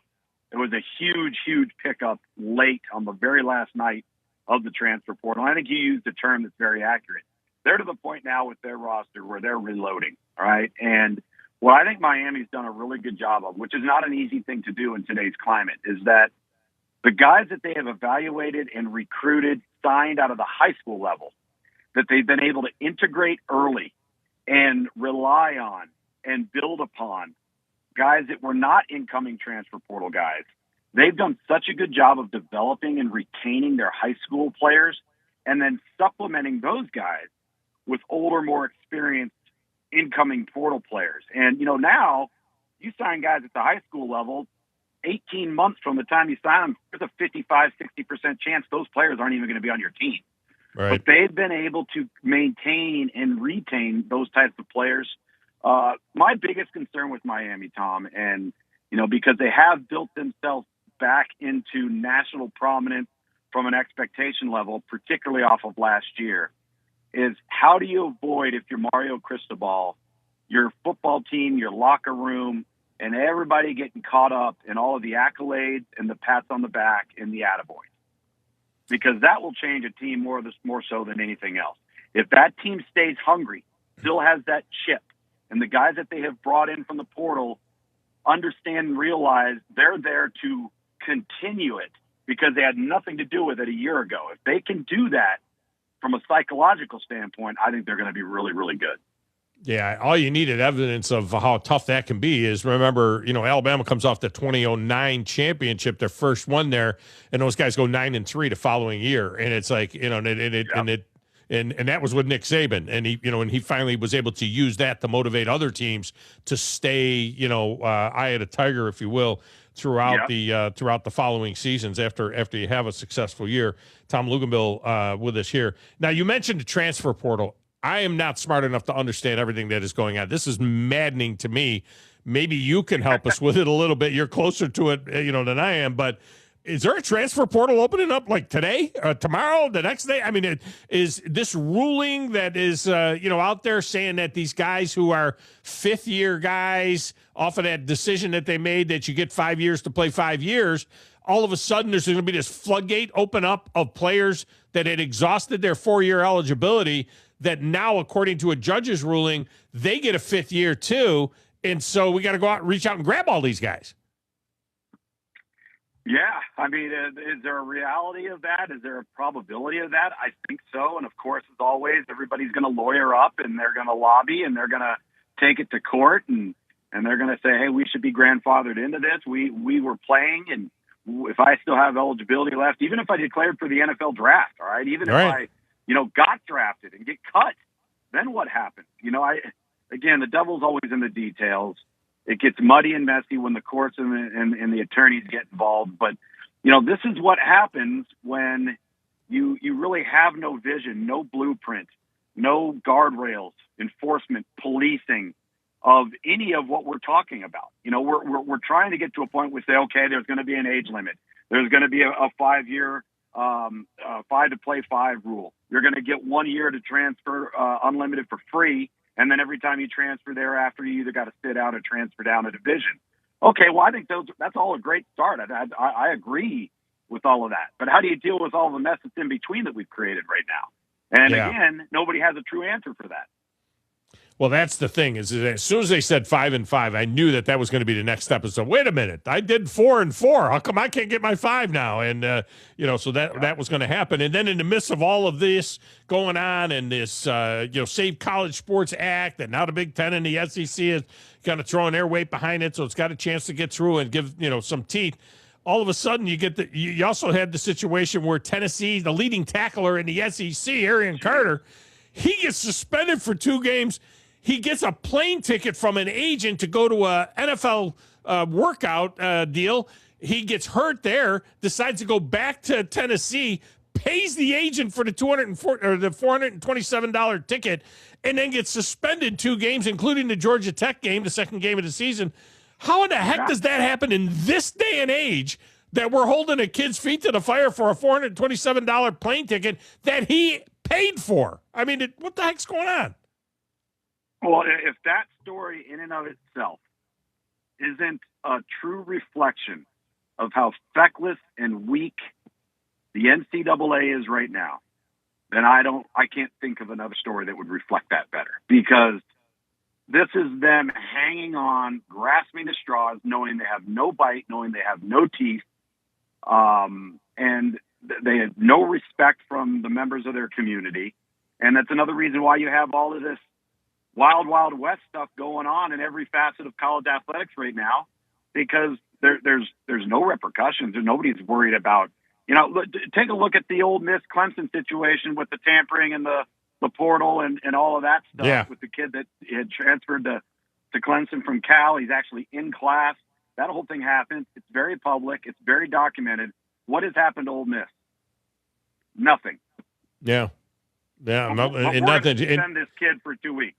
Yeah, and Pete Golding said if you don't think this is going on all over the place and it's crazy, and if you get divorced, your ex is always. I mean, he was going on and on about all kinds of stuff. Yeah, and so I don't know what the deal is there. Now, some of my listeners might be thinking, why Luginbill? He is ACC network guy, and is he plugged into the rest of college football and of course the SEC, which is our main bailiwick. But they got you doing everything, right? I mean, this is a lot more than doing games on the ACC network. Yeah. So it's kind of funny. It is weird. So when the ACC network got launched, obviously I live in Charlotte. The conference is based in Charlotte.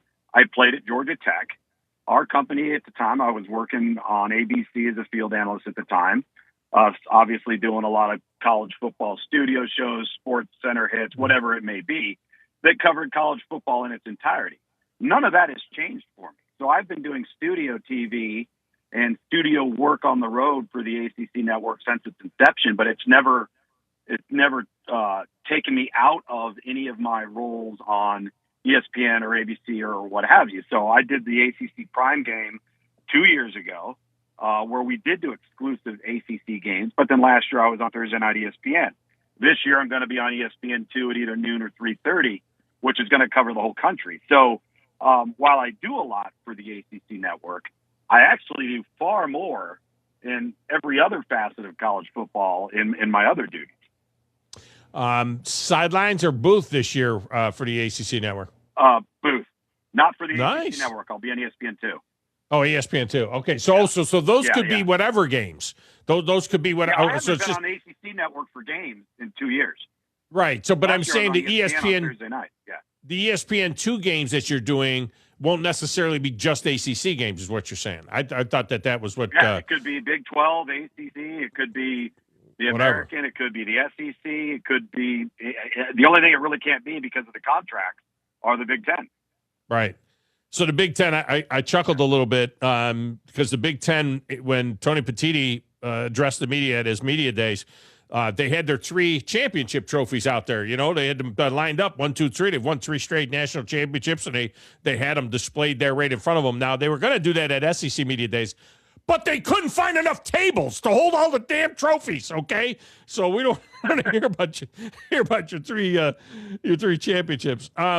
It is fascinating, though. 3 different teams out of the 10 win these national championships. The SEC hasn't even been in a championship game now in the last 3 years. But still, the depth of the SEC still has to count for something. At the very least, it's tie ball game. But it's just really good for college football overall, right? You can't have the SEC winning 17 to 20 national championships and not. I mean, this is good for college football. It really adds to the intrigue all across the country, I think.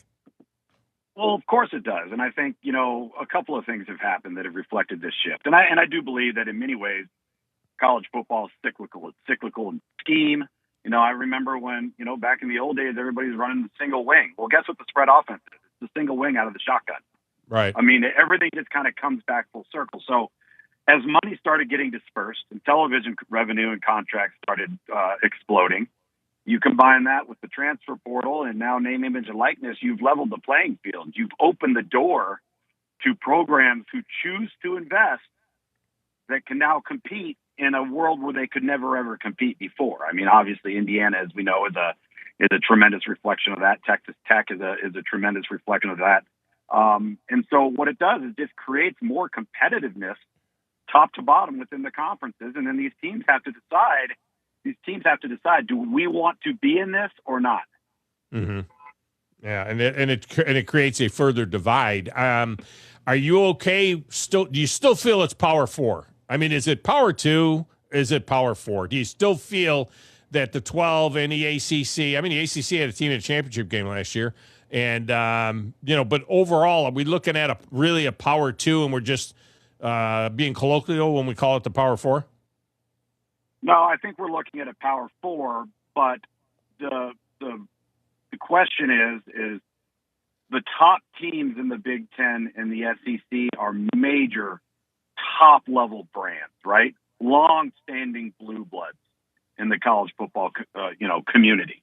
And you look at, let's just say, the ACC. You've had, Clemson's dominance over much of the last 15 years, and Florida State's taken a dip. Well, you can't have that, right? I mean, that's unacceptable. So you get Louisville and SMU coming in and kind of now taking up that mantle, but, they're not maybe perceived or viewed as right. Alabama, Ohio State, Oregon SC, what have you. So I think the top to bottom competitiveness that you'll have out of the Big 12 and the ACC, if you took those teams and you put them in the American every week, I think you would see a dominant team out of the Big 12 and the ACC, probably leading the American every week. But having a Georgia, having an Alabama, a Texas, an Oklahoma, an LSU, all within one conference from a blue blood perspective, and now, in the Big Ten, SC, Penn State, Oregon, what have you, those things are all, I think that matters in terms of the top level cream of the crop being slightly different out of the Big Ten and the SEC. Yeah, it's still Clemson. I mean, Florida State, if they're right, and Miami, those are brands. And then after that, it doesn't feel the same. All right, before I let you go, I see this article about 6 SEC coaches on the hot seat. 6, okay? Now, I'll buy Shane Beamer and Jeff Lebby. I'll buy those guys, the hot seat guys. But, I mean, are we really to believe that Josh Heupel, Brent Venables, and Kalen DeBoer are actually on the hot seat? I mean, unless it's a 4-8 complete collapse type of thing, 5-7, something stupid like that. Yeah. But how can you put Josh Heupel? And be careful what you wish for Tennessee, because you went into the weeds for 15 years. So be careful what you wish for. Venables, who, by the way, I think has a pretty good football team this year with a tough schedule, and Kalen DeBoer. Yeah. How are these guys on the hot seat? I mean, is that right? They're not, unless, like you said, there's a complete and utter collapse. That's insanity. That's fan base driven. Disgruntled people. I don't think there's any realism to it. I would even argue that, Jeff Levy's only been there 2 years. For crying out loud, it's not like that's an easy job in today's climate. Yeah. So, Dan Mullen didn't have to deal with the portal and name, image, and likeness and having funds to compete with people on the open market. That's a different job now than it ever was before. Yeah. Yeah, and I'll say this about the DeBoer situation, and I'm not saying that this is the reason he left. The man was 71, 72 years old.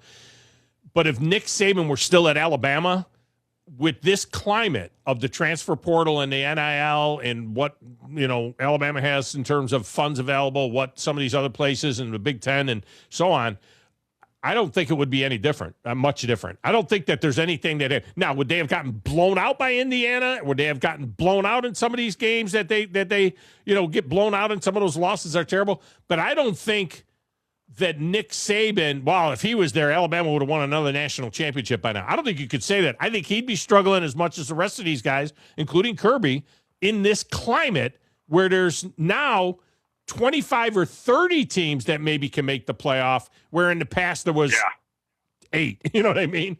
It's just not as top heavy anymore. Yeah. Of course. And listen, I think Nick Saban's been very honest with people about the reasons why he got out and the problems that he saw with the sport and how challenging it was and how much at his age and at that time, the hell with it. I'm not dealing with this. Right. Yeah. And so I kind of agree with you. And for you to say that, I know that ruffles people's feathers the wrong way, but this is a totally different world that we are living in than the one he took over in 2007. And these people that want to push Kalen DeBoer out the door, give me the list of guys that are going to be any better. Who? I really like John Summerall. We really like the kid from Grissom. There's no doubt. I think he's going to do a nice job at Florida. And if he was available then and had been through the Tulane thing, at that point in time, probably would have been, being an Alabama guy and everything else, would have been a thing if it was that. But that John Summerall wasn't available 2 years ago. That wasn't the guy he is now at that point in time. People are like, Sarkisian, Dan Lanning. This guy they hired is 5-0 against those two guys. So if you want to blow him out, who is the guy you're going to go get if you're going to blow him out? Where? Who's any better? Michigan tried to get this guy. I would love to see a world where Alabama would hire a group of 5 coach. I think that if it was, I think that could have happened. I think Summerall would have been in the mix if he was where he was at this offseason back 2 years ago. But he was just getting into the Tulane gig. All he had done is Troy. I know. He hadn't had those two. Yeah. But if this was then, I think that Summerall would have gotten a real good look. But I just don't know who, even like right now, if you could wave a wand and Kalen DeBoer is out because they went 8-4 and didn't make the playoff. Who are you bringing in? Who's the group of 5 guy right now that is like the hot guy that has to have a job like the Alabama job? Well, forget that. Before you even get to that guy, there's going to be a number of guys that Alabama fans would want. And then you'd have to ask yourself, am I at a better job right now by not taking the Alabama job? Right. Yeah. And it's a fair question. You'd ask that question. It's a very fair question. Right? You'd ask that question of Dabo. You'd ask that question of Kirby. You'd ask all of them. And you know what? They'd all probably stay right where they're at. So who are you going to go hire? And by the way, Kalen DeBoer has won a lot of football games for a long, long time. Yeah. Yeah, a guy that would have walked across hot coals from Oxford, Mississippi would have been Lane Kiffin. I mean, if that had happened and if the timing was, but it's all about timing. You know what I mean? If he stayed there and he wins a playoff game and does something and then all of a sudden, DeBoer was out next year and Kiffin was still at Ole Miss, then he would have jetted to that. He would have begged for that job, I believe. But, again, timing is everything. He's starting out now at LSU and, they love him win or tie there. He better win 10 games. He better put that team in the playoffs. Get it done. That introductory 9-3 season ain't going to cut it. Yes, you got that right. Who was it? Stephen A. Smith, your colleague, Stephen A. Smith suggested that Alabama should fire Kalen DeBoer and bring in Brian Kelly. That's who you got talking to Stephen A. Smith. You are paying him $14 million to tell us that Brian Kelly should be the head coach at Alabama instead of Kalen DeBoer. What's the matter with you? Yeah. I just leave it there. All right. I won't make you comment on that one. I know you like your job. That's right. All right, man. Well, I appreciate you. Looking forward to this season again. Looking forward to Lynn Leighton Ford now, Bobby White and his team making the move there, and they took you with them. They're like, no, we want Luginbill with us. So there you go. So I appreciate you as always, man. Be safe, and we'll talk later in the month. All right. Looking forward to it. See you. Brian Kelly. There you go. That's the guy. Brian Kelly. All right, we get a break. Phone lines go open. You want to jump on board? You can do it. I'll take a look and see if anything else is happening in the trade deadline. You want to jump on any of that? Of course, the big news was Skubal to the Dodgers and what all of that means. We'll reset some of that. Some other moves that have been made are pretty nice moves. And the trade deadline tonight at 5 o'clock. We'll get a break in. We'll come back with more right after this Thom Abraham Show.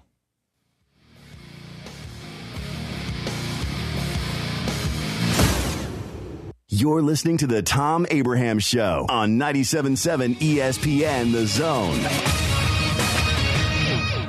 This is Brent Musburger's VSiN Action Update on 97.7 ESPN The Zone.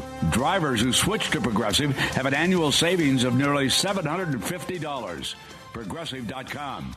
Atlanta Braves busy prior to the trade deadline, acquiring left-handed pitcher Bailey Falter and outfielder Lane Thomas from the Royals for minor leaguers. And they also picked up right-handed pitcher Trevor Malley from the Giants for right-hander Anthony Molina. Trade deadline today. The Braves have the day off. They're a $1.65 favorite over the Marlins in the series. They open up that series tomorrow at Truist Park. The NFL preseason kicks off with the Hall of Fame game in Canton, Ohio on Thursday. Carolina Panthers laying 1.5 against the Arizona Cardinals. Total is 36.5. For more, go to VSIN.com. Mike Sennett, 97.7 ESPN The Zone. At Bad Daddy's Burger Bar, we love baseball almost as much as we love serving up the best and baddest burgers around. People have called our burgers totally insane. And at Bad Daddy's, we take that as a compliment. But it's not just burgers. Up first, starters like our fried pickles, wings, or poblano frites. Second, try one of Bad Daddy's giant chopped salads. Third, our famous chef-inspired burgers with lots of different taste options. And before you head home, finish up with one of our shakes or delicious banana pudding. Bad Daddy's Burger Bar on the Parkway in Huntsville and Clift Farm in Madison. Since 1983, Berkshire Hathaway Rise Real Estate's Ann Adams has been your local go-to real estate expert in the area. As a buyer, you can trust Ann's in-depth knowledge of the local housing market to narrow available properties down to those you'll be interested in, saving you time when shopping for a new home. When you're ready to sell, Ann's expert negotiation skills will ensure you get a fair price and hassle-free experience. Call Ann Adams today at 256-337-2625 or email annadamsrise@gmail.com. When you call most roofing companies, all you'll hear is, you need a new roof. Not when you call Fleming. At Fleming Roofing and Restoration, we're focused on your needs, whether it's an easy repair or a full roof replacement. Folks around here have trusted Fleming since 1965 for all their residential and commercial roofing needs. And as the area's storm damage experts, Fleming knows all the ins and outs of the insurance claims process. Log on FlemingHSV.com to schedule your free estimate today. Fleming Roofing and Restoration. We show up. We have been selling printer supplies for 50 years. Today, we've made it easier than ever to make sure our customers get the best price and the best support. You can order supplies online with our guaranteed low prices, saving 40% and getting our award-winning on-site service for free. There's no catch. Ask any of our customers. We want to be more than just a vendor. We want to be a partner in your success. You invest in your customers with your heart, soul, and skill. Well, it's time to invest in yourself with the next generation Cat 255 compact track loaders from Thompson Tractor. After all, those who give their best deserve the best. And this machine has it all. With features that include a more powerful engine, tri-axle truck loading capabilities, a spacious cab, and a smooth ride for all-day comfort. Thompson Tractor knows how much value you place on your customer's satisfaction. It's how you build your business. It's also how we build ours. Since 1957, hardworking folks like you have counted on Thompson to provide the absolute best lineup of equipment in the industry, all backed by a customer service and product support team that time and again have proven to be second to none. It's all about maintaining peak performance. Always has been, always will be. Visit ThompsonTractor.com for details. Thompson Tractor, we're here for you. I'm attorney Gary Lackey. I know your accident is the real thing. and they happen to real people. I'm attorney Justin Lackey. There's a lot of talk right now about bigger, but when you've had a wreck, is bigger better? I'm attorney Jennifer Lackey. Do you want to be just a case number? With offices in Huntsville and Scottsboro, we take the time to help. The Lackey Law Firm. The Lackey Law Family. 1-800-4-RIGHTS. No representation is made that the quality of the legal services to be performed is greater than the quality of legal services performed by other lawyers. 97.7 ESPN The Zone. Thom Abraham here for my longtime friend Mike Owen of Owen Home Appliance. You know, Mike has over 25 years experience in the appliance industry, and since 2017, Owen Home Appliance has served customers in the Tennessee Valley with a focus on quality products, affordable prices, and excellent customer service. Owen Home Appliance prides themselves on community involvement as well, sponsoring local teams and events while making sure that you get the right appliance at the right price. Visit their highly interactive showroom in Lacey Springs, just 8 miles south of the river on 231.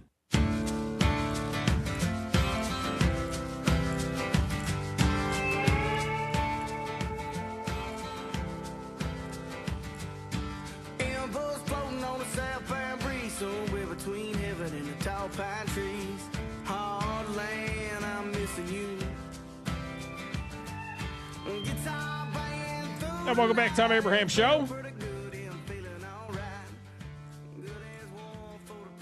Whether you are with us tomorrow, I will be at Baumhauer's. You want to come out and check that out. Be there from 10 to noon. Doors open at 11. And tomorrow is the last day before we give away our summer promotion. So you need to get, I will do it right at like 11:45 or so. So get in there early and get yourself registered to win.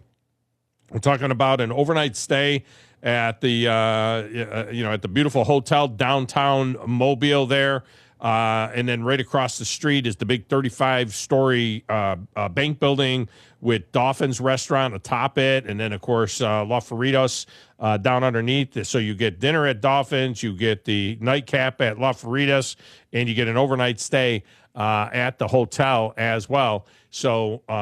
It's about, that hotel's $350 a night. So we're talking about, about a $500, $600, $500 plus prize package from Baumhauer celebrating their 45th anniversary. So if you want a piece of that, come on down and get that. And then after that, later on in the month, we will begin our Iron Bowl promotion with Baumhauer's. So all fall long, we'll be going with that. All right, phone lines are open 256-576. 497.7 will get you into the show. Your text window is open, 732-982-7469 as well. So you can get in that way, and I'll read some of those on the air. Let's go to the lines. We'll start with Natty Danny. Natty Danny, welcome to the show. How are you? Very well, thank you. Who won the tournament at the Detroit Country Club? That Thorsian guy or something, Swedish dude?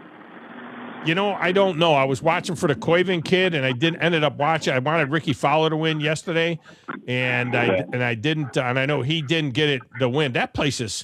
Have you ever seen that place? That place is spectacular. It looks like it's right on the water. I played the course before they made the changes.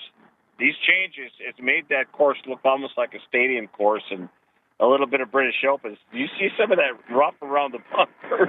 Oh my gosh! Yeah, it's like a links style course. Yeah, it's the Michael Thorbergen. He's an American kid. He might be of Swedish thing, but he is an American kid. He was 18 under. Schauffele was second. Davis Riley third.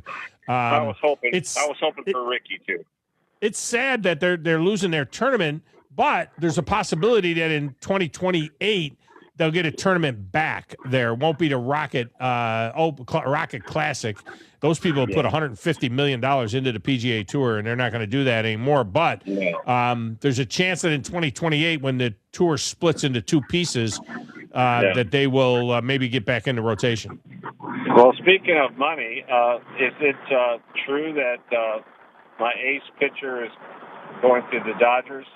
That's done. Yeah, that move is made. He's starting tomorrow night for the Dodgers. Yeah, Tarek Skubal. Now, he's a free agent at the end of the year. The funny thing is, the Tigers are only 2.5 games out of the wild card. I mean, they're 2.5 games. They're 5.5 back in the division, but they're 2.5 out of the wild card, and they went ahead and sent the best pitcher in baseball to the Dodgers for nobody that they can use right now, for basically minor league pitchers. They didn't really get, they didn't get much for him. And but now they could re-sign him. They could re-sign him. He said he wanted to stay in Detroit. They could sign him at the end of the year. He'll be a free agent, and so it could be one of these scenarios. This happened with the Yankees when they traded Aroldis Chapman at the end of his contract to the Cubs. Cubs won the World Series, and then at the end of the season, the Yankees signed him back. So they could get him back, but it's a 2.5 games out, and you get rid of the best pitcher in baseball. I don't like it. Yeah, I don't either. But the owner, he is the son of Illich. He's kind of wacky. But they act like it's a small market team. They're not a small market team. Yeah. Well, it is what it is. I wish best for Carrascoba. I like him, and I hope he does well. And Dodgers, there's no salary cap, Tom. The Dodgers spend money like it's nothing. It's crazy. We eventually have to put a cap on something. It's got to stop. Yeah, this will push them. I mean, now again, they're only absorbing a small portion of his salary right now.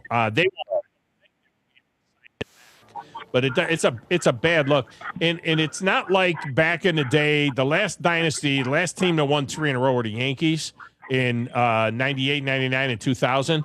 But that team had a lot of homegrown guys. I mean, you know what I mean? That team had Andy Pettitte and Mariano Rivera. They had Bernie Williams, Jorge Posada, Derek Jeter. Those were all guys that came through their system. This Dodger team, they have 2 players, two regulars, Will Smith and Andy Pages, the center fielder. Those are the only 2 guys that came through their system. Everybody else they bought. Freddie Freeman, Mookie Betts, the entire pitching staff, Kyle Tucker. Those are all guys they bought. Well, it looks like they're going to win another World Series, wouldn't you say? Well, here's the thing. They don't even have the best record in the National League. The Milwaukee Brewers do. So, personally, I'll be pulling for the Brewers or the Braves to knock them off. We'll see about that. We'll see. Anyway, I just was curious. Detroit's been known to trade a lot of pitchers. Jason Alexander to the Braves, and we've lost a lot of good pitchers. Anyway, all right, man. Enjoy the show. Thanks, Tom. All right, appreciate you. Brandon is up next. Brandon, welcome to the show. How are you? Man, you talking about the Braves? So they play in Florida, and then they go up there and play the Mutts and the Yucks on 6 games. Over or under 4 wins for the Braves on that 6-game road trip. Well, they're on a 5-game heater right now. They've won 5 in a row, and they've extended the lead now to 8 games. I think that there's, they just got done sweeping the Nats at home. I would say, how many games are they playing? Is it 4 and 4? I think it's 3 and 3. 3 and 3, so 6 games. Yeah, they'll go at least 4 and 2. They might go 5 and 1. They'll go 4 and 2 at least.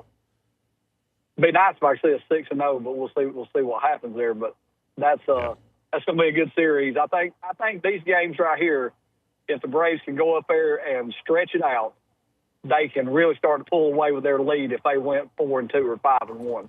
Well, yeah, 4 and 2. I mean, they got an 8-game lead right now. The Phillies are circling the drain all of a sudden. They have won their last couple of games, but they're still 3 and 7 in their last 10.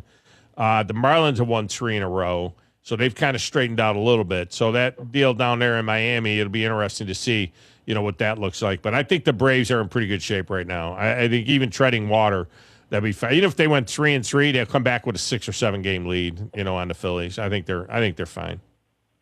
Well, in this Spencer Strider mess, I'm going to say a name you probably remember, Brandon Beachy, pitcher they had. Spencer Strider is a machine that every time you take it out, about the 3rd trip it breaks.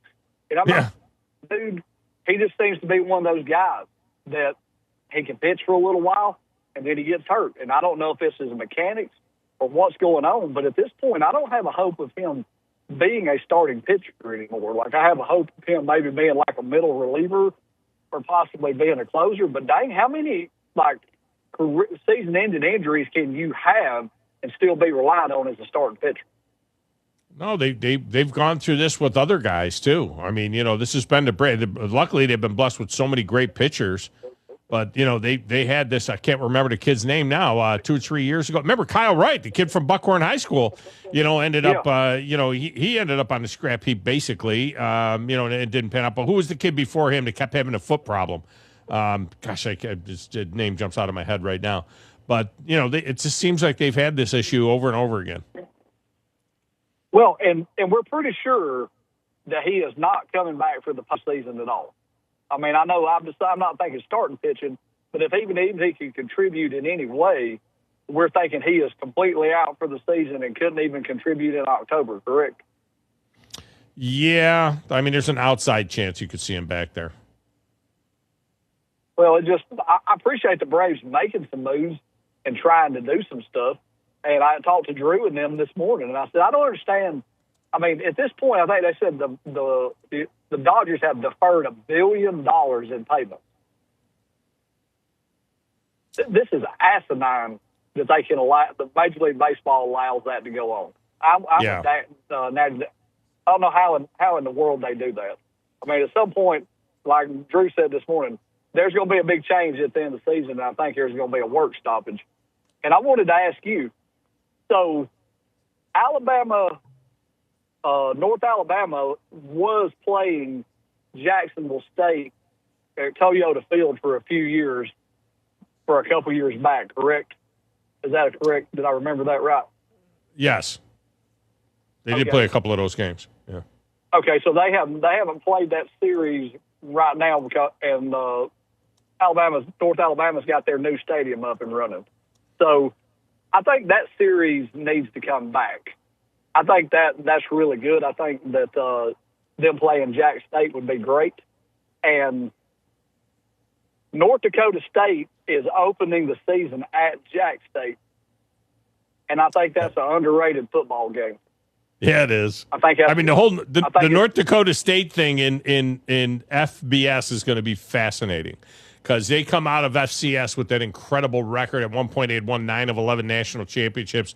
Very, very successful. And now here they are in FBS, and somebody is going to come out of that group of 6 and make the playoff.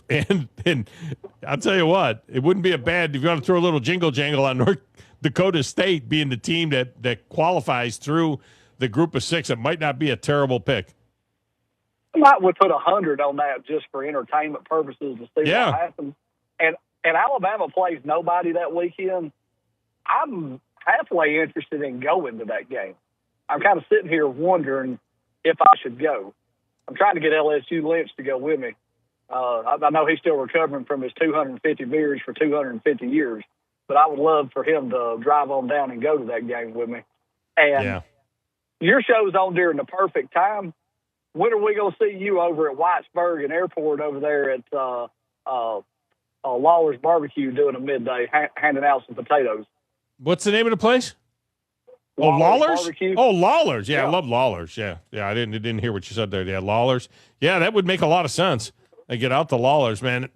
Catfish Jim, he used to do stuff with me back when I was at the other station, and now it's Steve Moulton handles that client now, but Lawler's is fantastic. I mean, they are absolutely great, and they'll be supporting the Bama wrap-up show again this year, so yeah, we'll see. By the way, North Alabama will play Samford at Joe Davis Stadium, at Wicks Field at Joe Davis Stadium this year, so that's going to be interesting, to see a college football game there at, Wicks Field. Well, roll tide, go Braves. Appreciate the call. Yeah. No, John, it wasn't Charlie Morton. Dang. Of course, Max Fried, they thought he was washed, and look what he's doing now. Gosh, I can't remember the guy's name. It was like 5 or 6 years ago, and they just couldn't. It's on the tip of my tongue. I think he had an Achilles injury, and then he had another Achilles injury before he could come back. What the heck was that kid's name? Grumpy's up next. Grumpy, welcome to the show. How are you? Hey, pretty good. So you were saying you'd never used a chipper before in golf? No, it's a thing that looks like a putter, but it's got an angled blade on it, and it's a chipper. Usually about 40 degrees. Yeah, chipper. Yeah. Anyway, last time I played golf was in the 80s, but I was using chippers back then. Hey, explain to me how, with Major League Baseball, their revenue sharing, something like a third of the television broadcasting money goes into a pool. Is that right? And then it's split up. Is that how it works with the revenue? I think it might even be less than that. But that's I'm not how it sure the works amount in of theory. but what happens with the TV money in Major League, and that's the big reason why different teams have so much money. The money that the Yankees and the Dodgers get from their TV networks is massive compared to the money that the Pirates and the name your team get and from their TV deals. And then that's split up between teams. Yeah, a small portion goes into it. Yeah, it's not like in the NFL, it all goes into a. Okay. Well, this is why I was calling. Is I read that article the other day that was saying that because and correct me where I'm wrong, but because the Dodgers had claimed a bankruptcy, some of their bankruptcy ruling through the court was they don't have to share as much of their revenue through 2039. They only have to share 10% instead of 33% of their television money, which is like the rich just keep getting richer. Have you heard that? I have not heard about that, but I guess it does. Yeah, I'm reading it now. So because the Dodgers went bankrupt, MLB agreed to tax their TV money as if they were still broke, giving the Dodgers $66 million more every year than they otherwise would have through 2039. That's crazy. That is, I didn't even know when they went. When did they go bankrupt? 2011, 2012, I think, right that year, that physical year. But it's crazy that they can spend this money and push everything forward like they're doing and have protection from the courts to allow them to do it, to in some way allow them to do what they're doing. It's crazy. It's crazy. Insane. Yeah, they need to clean it. Yeah, they need to. MLB needs to clean it up, man. And I don't care if they have a season next year or not. And also, so people who aren't Yankees fans, we just put the Dodgers and the Yankees together with all the big money. And you were saying it didn't feel right. It kind of felt, you didn't use the word sleazy, but it kind of felt like wild contrived West. Team. It's an it's an all-star team. Pun intended. Pun intended. But as a Braves fan, we kind of felt the same way about the Yankees. It was like, you could have some homegrown guys, but you guys were slinging that purse around, hitting everything in sight. Yeah, but it's not bad. You've got money. The rich get richer, man. That's how it is. You don't like it, go make some money. All right, man. Appreciate it. Thanks for the call. No, yeah. I mean, the Yankees they brought in Roger Clemens, they brought in David Justice, they brought in players. There's no doubt. David Cohn, they brought in guys, but the core of the Yankees were homegrown players. That's what I was trying to say. At least they had some homegrown players. We'll get a break. Come back, wrap it up next. Thom Abraham Show.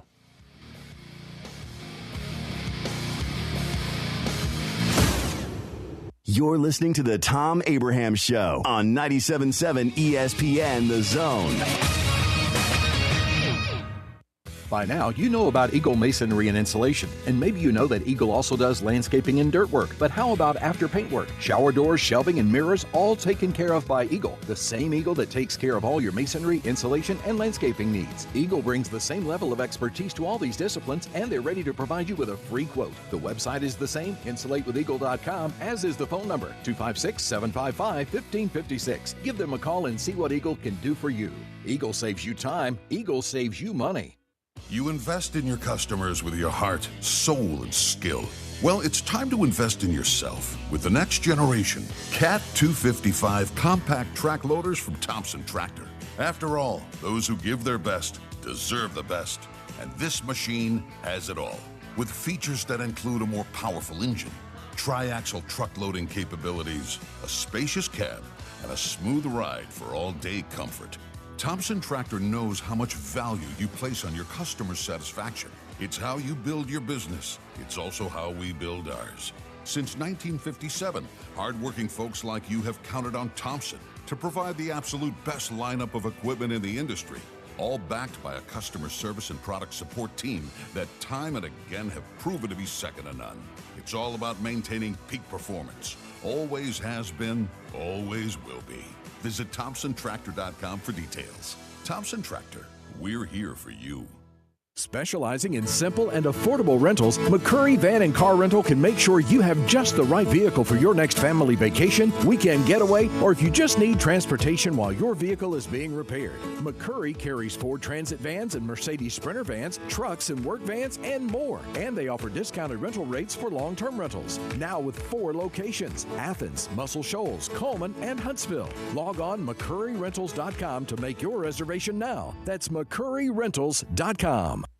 Hey, this is Bob Baumhauer here to let you know that something's cooking. Many of y'all know me as that crazy jock that brought Buffalo-style chicken wings to Alabama way back when. Turns out we were way ahead of the curve and things changed. Now I'm here to tell you that you're in for another surprise. As a guy who played for Coach Bryant and Don Shula, you got to know it's going to be a winner. Stay tuned and visit us at Baumhauers.com or become a fan on Facebook. You never know who's going to get some free tickets. Forgiveness. Wow, what a word. What a gift. All of us have done things in our lives that we regret. All of us have done things that are disobedient. All of us have sinned and fallen short of the glory of God.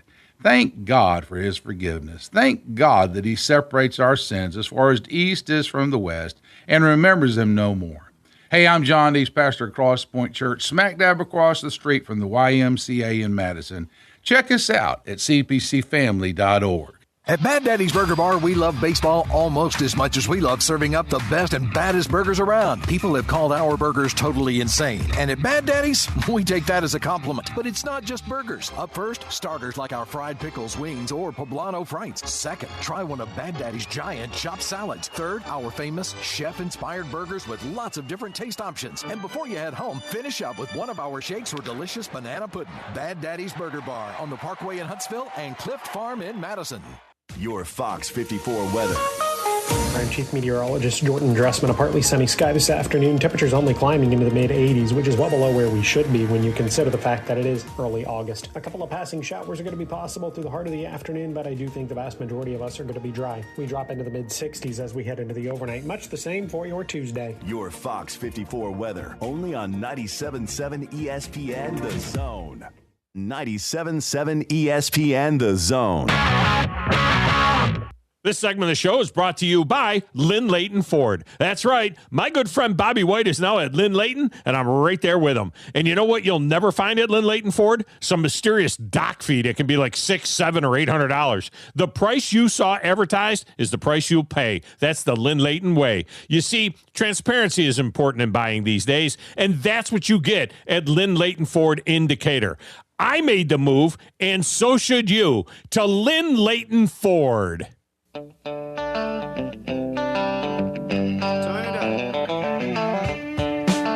Mike Soroka. Good job by the bandy man. Mike Soroka. So what did we learn today? I did not know about the Dodgers having this $2 billion revenue sharing shelter that they got through the bankruptcy court. I had no idea about this. And it was, look, I try to be knowledgeable about everything, but I can't be knowledgeable about everything. But it was Grumpy that brought it to my attention. A $2 billion shelter that extends all the way to 2039 because they went bankrupt back in 2011. I mean, it's crazy. I had no idea that existed. No idea. All right. I think we're done. I'm not sure if the music's playing or not. They're not feeding it to me, so, you know, it may be playing. But we remind you that tomorrow we will be at Baumhauer's. Hopefully you'll come out and join us there. John, are we having a little problem with the there you go. Maybe my timing is off. So we'll be at Baumhauer's tomorrow. You got a chance to win a great prize package. Come on out, get registered to win. I'll pull the winning name at 11:45. Until then, enjoy the rest of the trade deadline. Maybe John or Bailey will get traded before the day is out. Maybe I'll get traded before the day is out. You never know. We'll let you know if we're here tomorrow. Till then, have a great day, everybody.